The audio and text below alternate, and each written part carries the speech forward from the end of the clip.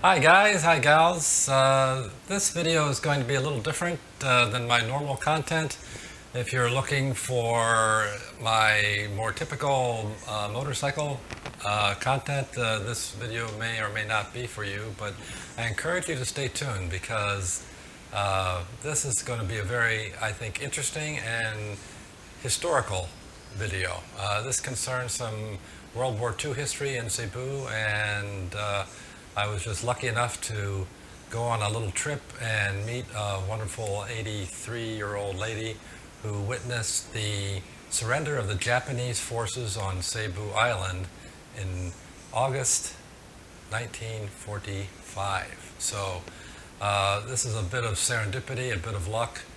I had been talking to some friends about the marker for the area that was the surrender area in Cebu, and the marker had been taken down, and I wasn't sure where it was. I'd been back and forth there, past there many times in the past, but not lately. So I decided to kind of go look for it, and I was pleasantly surprised when I not only found the site again, which I kind of knew where it was, but I just happened upon this old woman who was a witness to the event when she was 4 or 5 years old. She's got an incredible story. Her name is Eusebia Ycot, and she's quite proud of herself, proud of her story, and she's got quite a story to tell. She was away from the area with her family during the time before the surrender, and her parents moved her and her family back to southern Bugao, where this took place. There had been a cholera epidemic in the place where they had been staying. A lot of children were dying, a lot of diarrhea, dysentery, and the father decided to move them north back to their old home, despite the fact that the American soldiers in the area told them it might be dangerous because there were Japanese in the area. But the father insisted in saying, we'd rather die by bullets than die by cholera or disease. And when they returned, that's where her story will pick up. Now, that's Eusebia right there. You can see she's a rather small lady. I think she stands about 4'8" or 4'9". Very strong lady, matriarch of her family. And we went through the story that she had to tell. She invited me over to share some fried bananas. So we ate fried bananas together, more or less sharing the blessing, as it were. And we had some conversations about some of her experiences. Over the years, many Japanese soldiers who were at the surrender came back and visited Eusebia, and she's got a scrapbook full of pictures. The last one who came, I think, was 99 years old. This was a few years ago, but less than 10 years ago. But that was his last trip. And there'll be no more coming because all these veterans are either dead or too old to be able to travel. So Eusebia is left with her memories, and she's quite proud of these memories and the role that she played in establishing this monument, which is also on her property, that was built by General Arnold, who was the American Forces general in the area. The monument was built and erected by his grandson in more recent years, and I don't know exactly when that was, probably within the last 20 or 30 years, or maybe a little bit more, but the monument seems to be in pretty good shape, so it hasn't been there that long. But interesting woman, interesting story. So let's dive in and take a look at her story.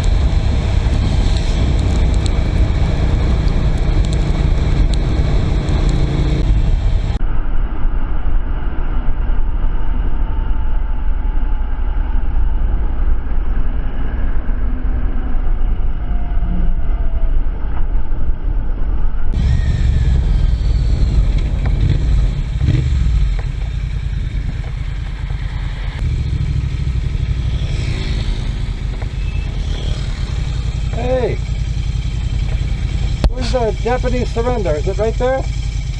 The Japanese surrender from World War II. Is it up this way? Or that way? Over here? Oh, right there.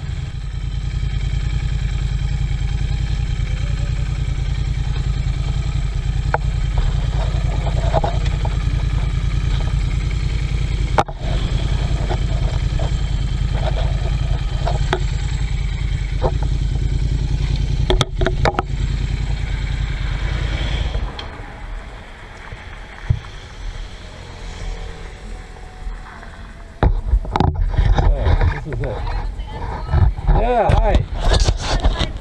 No, I'm looking for the Japanese surrender site. Is it right down? It's down here, right? They used to have a sign along the road for the Japanese surrender. It's right here somewhere. This is Japan here. Yeah, but there used to be a sign somewhere right there.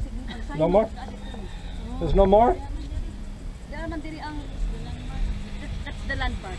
What? Where's the actual spot? Right here? Yes. Where? I thought it was like a field. Huh? Oh, but you can't get there. You can stay at the landmark here. Oh, you can go there?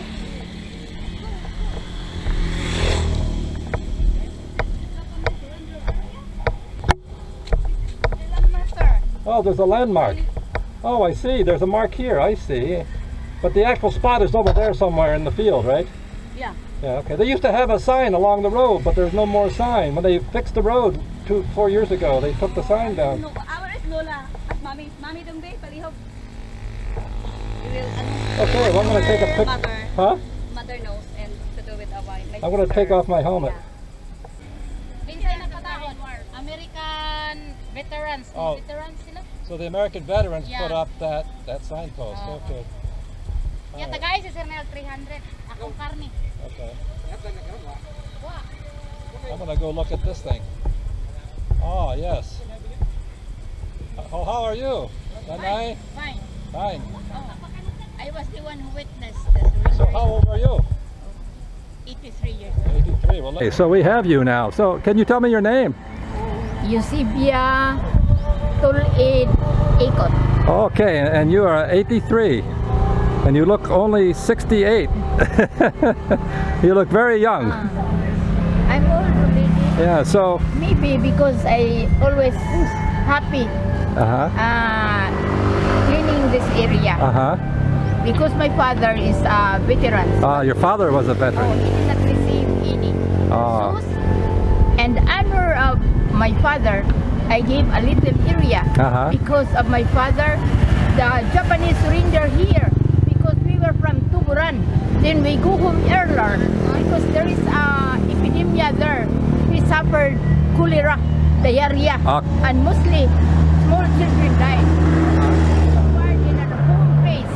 And by the road, the American soldiers advised us not to proceed here because maybe there's still Japanese. Then my father said, maybe it's fine that we will die by bullets that died in hunger. So we will proceed to go home. When we arrive here, we noticed that we have here a granary.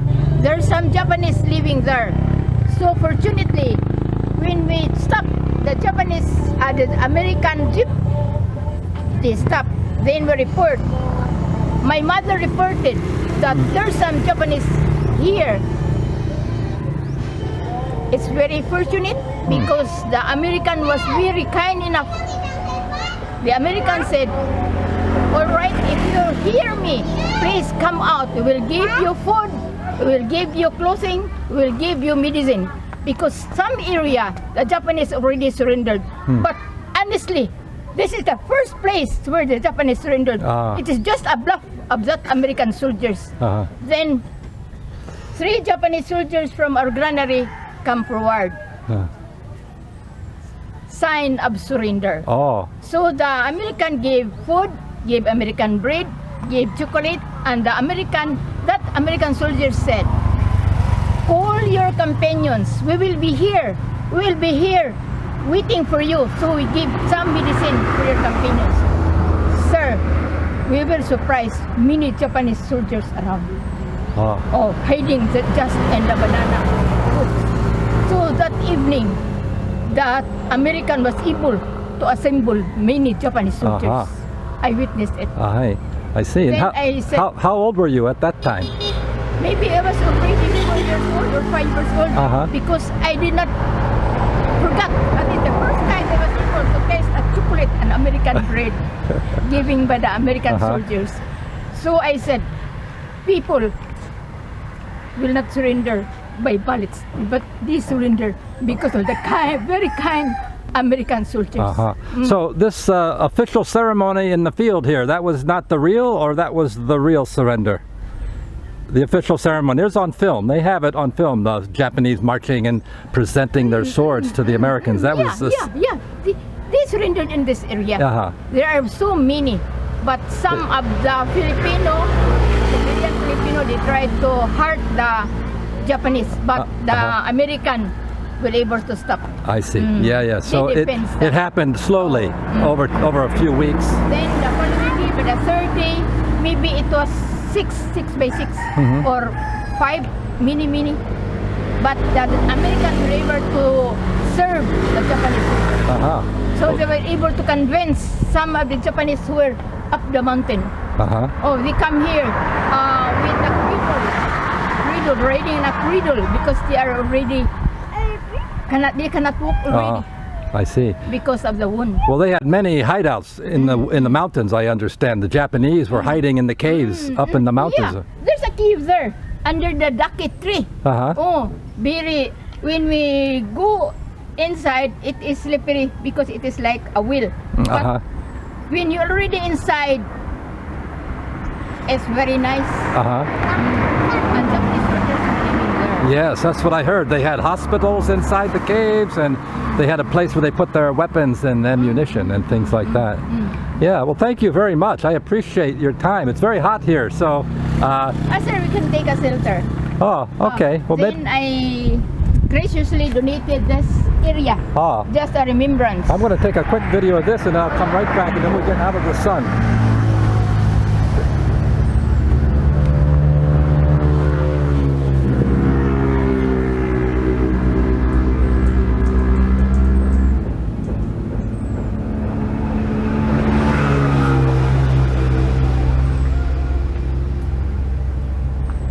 Very amazing to meet someone like you who actually experienced that time, because there's not many people still around that are experienced that time. We are just very poor.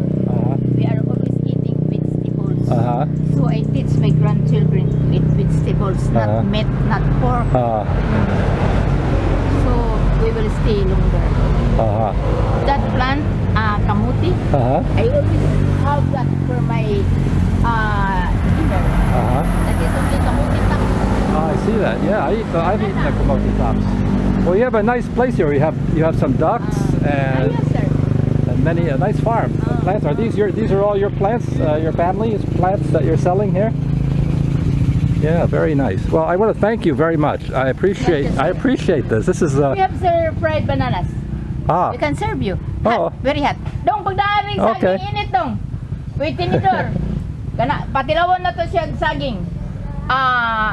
Bananas give us strong health, good health, because we cannot see monkeys with a cane.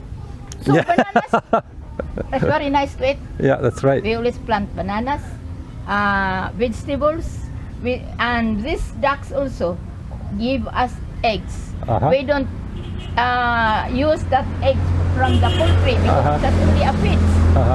But that is with a female and a male ducks, it will give us a very nice breakfast. Well, very good. Thank you very much. I'm going to turn the camera off now because. Okay, that was the story of Eusebia, and as you can tell, she's a very interesting lady, very engaging, obviously in charge of the family. And I just want to mention some of the specifics of the surrender. It was August 28, 1945. General Arnold was the American forces commander-in-chief, and the Japanese commander-in-chief was Sadishi Kataoka, and he was more or less a self-appointed commander-in-chief because of the kind of the chaotic system, state of affairs at that time. And as I understand it, there were 2 or 3 other generals and one Japanese admiral involved in the surrender. The surrender took place over a period of 3 days. As you can tell, that it all started at the granary on her property, and it kind of mushroomed from there. The Japanese came out of hiding, and there was a total of 9,800 in 3 days, coming from as far as Balamban to Buelan to Buron and northern parts of Bugo. So that's the story, and I feel really fortunate to have kind of stumbled upon this event and Eusebia rather, and I'm looking forward to going back and having more visits with her. Thanks for watching, and I hope you enjoyed it, and I'll see you in the next vlog.